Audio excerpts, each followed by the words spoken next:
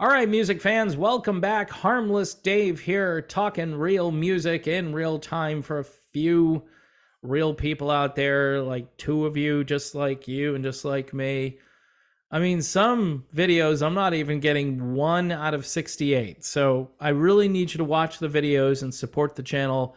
If you're a subscriber, can you please watch the videos? This is really bad. I know maybe my topics are old. Maybe I've talked about too many things.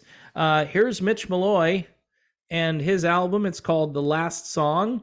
Mitch Malloy could be artificial intelligence. I'm not sure, because they made this Mitch Malloy look like the one I remember from 1992.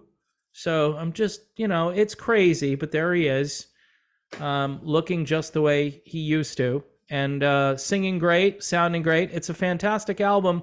Also being featured over on Modern Retro Radio. That's modernretrofm.com. Please go listen to that radio station and watch my videos as you're listening to Modern Retro Radio. That would be the ultimate 2-for-1 combination. So I want to talk about Jason Aldean. I've done a couple videos about Jason Aldean, and for some reason, my videos get 800 views. And again, here I am belly aching and complaining. I watch somebody else do, I don't know, an okay analysis of the situation, and they've got like 50,000 views with no production value whatsoever. Not even a thumbnail, okay? So all I can tell you is that something's going on. And I know it's politics and music combined. There's an article from Salon that's out there today that says, Jason Aldean wears muscle shirts, but yet he doesn't have any muscles, or something to that effect. I mean, this is the kind of vitriol and hatred. They want to talk about violating community standards. Really? You're going to pick on the guy because he wears a shirt and you don't like the way he looks in the shirt? Like he's saying, the song is, the people who are writing this article, they're saying the song is empty, just like Jason Aldean's shirt. No muscle, nothing really there to see. That is a really nice thing to say. That, you know what I mean? And people get on me because I critique things, and I tend to be the curmudgeon on the front lawn, yelling at the cloud and not liking anything. And here's somebody who's like, oh, the song is insipid. Go listen to some John Mellencamp. He knows how to sing about a small town, right? Go listen to some Bruce Springsteen. Yeah, like they're on the charts right now. Speaking of the charts, Jason Aldean's song, Try That in a Small Town, is now number 2 on the Billboard Hot 100. Not the country chart, the Billboard Hot 100. That's unheard of. Talk about a country crossover, right? Now, this, despite not ranking on the chart at all since its May release, all of a sudden, boom, it's at number 2. Now, what is this? This is cancel culture working to the benefit of somebody who wasn't getting a lot of airplay. And I know people have mixed feelings about the song. I've heard people who support what's in the song say, yeah, the song's kind of okay. I played it for a couple of people who aren't really big country music fans, and they were like, yeah, this is almost like a rock song to me. I mean, it's not your traditional rock song, and it's got some, modern technology going on here and there in the song, but it's kind of guitar driven. So yeah, there's a lot of upside to it. I don't know what the big problem is, other than the fact that we've pigeonholed so much of everything today, whether it's music or politics. Jason is a right winger. How about he's a common senser? How about a common sense? I'd rather be part of the common sensican party, if there was such a thing. I think I just made something up. I'm a common sensican. I'm not a Republican. I'm not a Democrat. I'm a common sensican. Vote for me. And people would vote for me. They would. They'd vote in droves. They would vote me number 2 on Billboard, like they did Jason Aldean. Now, I love the way the article, of course, is going to talk about the salacious nature of things. The song came under widespread scrutiny earlier this month after Aldean released the music video, which depicts protesters confronting police officers, and was pulled from CMT. Okay, so give them credit. Protesters just confronting. They're just confronting the police. Hey, police, how are you today? You looking good. You know, that blue uniform looks nice, but you ever think about maybe trying a different color, like pink? That might be better, you know? It's like a mild confrontation. You mean the spitting and the cussing, that kind of a thing? And flipping the cops the bird, I think that's in there too. I mean, this actually happened to people. And this is, look, the media hates this because they used footage from 3 years ago. And that's when, like, there were, what was it, fiery but peaceful protests. CNN, oh, it's mostly peaceful. Well, what are those flames behind you? What's that all about? Well, those are peaceful flames. They're not burning anything too much. They're just a little on fire, you know, like kind of being a little pregnant. It's the same thing. And just don't look back there. Just listen to what I'm saying. It's mostly peaceful. Try That in a Small Town is now one of the most popular songs. Oh, they are probably just cringing. According to the Billboard Hot 100 chart ranking, just under BTS member Jungkook's 7, featuring Lotto, which was released on July 14th. Okay. I don't know if it could be Jungkook or Jungkook 7. I have no idea. Sorry, I don't keep up with the top 40 of today. The Aldean song is also number 2 on the global chart and number 1 on the country chart. And Aldean is ranked number 3 on the Hot 100 Artists chart. Oh, this is really spectacular. The song was released May 22nd, making it one of the few songs that jumped the ranks on the Billboard charts weeks after its release. Other songs that have defied these odds include Lady Gaga's A Million Reasons, which only reached number 2 when it was released in 2016, but re-entered the list at number 4 after she performed it during the Super Bowl in 2017. Okay, let me address something here, because this is interesting. Now, typically songs in the old days would get airplay on radio stations, and then people would call the radio station and say, hey, what was that song you just played? And they would tell you, and you'd go, oh, I really like that song. And the program director would go, you know what? It's in medium rotation right now. I'm going to put it in a heavy rotation. People like this. And the phones would ring some more, and then the song would climb the charts, and eventually it would go to number 1 based on airplay, right? This is different, what's happening now. It's a popularity contest. Oh, I saw that song in a movie or a video game.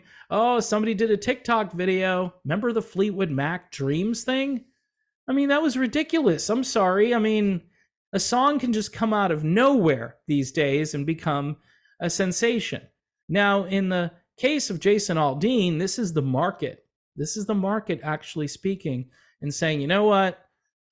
We like the song. I've seen YouTubers, African-American people on YouTube, doing reactions to the song and saying, okay, you know, where's the beef here? There's just nothing.